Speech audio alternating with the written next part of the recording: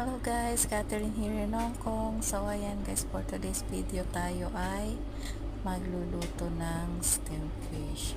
Ayan, dahil nga wala kaming spring onion, so luya ang aking inilagay. So nilagyan ko lang yan dyan sa ibabaw at nilagyan ko din dun sa loob para matanggal ang kanyang lansa.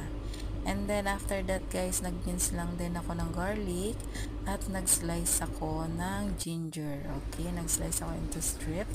And then after that guys, nagpakulo na ako ng water.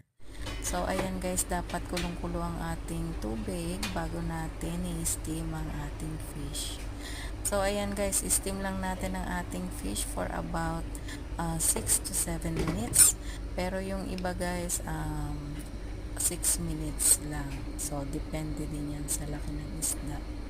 Kasi may isda din na mabilis lang maluto. So, yung minsan nag-i-steam ako ng 4 minutes lang. So, depende yan sa fish kung malaki or hindi.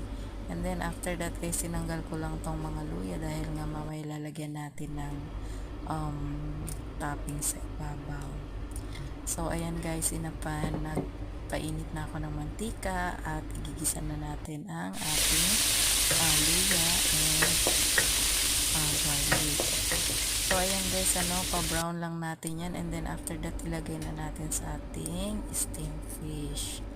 Ayan na guys, o diba, madali lang. Tapos, ayan, lagyan na natin ng soy sauce. So, ayang soy sauce guys is light soy sauce dahil naubusan nga kami ng fish soy sauce. So, ayan, fish sauce pala. Kaya, light soy sauce na lang ang aking nilagay. Pero, konti lang yung nilagay ko kasi medyo salty siya. So, after that guys, ayan, inano ko na lang ulit. Kumbaga, pinaliguan ko na lang ulit ang ating isda para maluto ang lasa. And then after that guys, yan, nilagay ko na rin yung ating coriander since wala nga kaming spring onion. So, ayan guys, di ba ang bilis lang? Okay, thank you for watching. Bye-bye!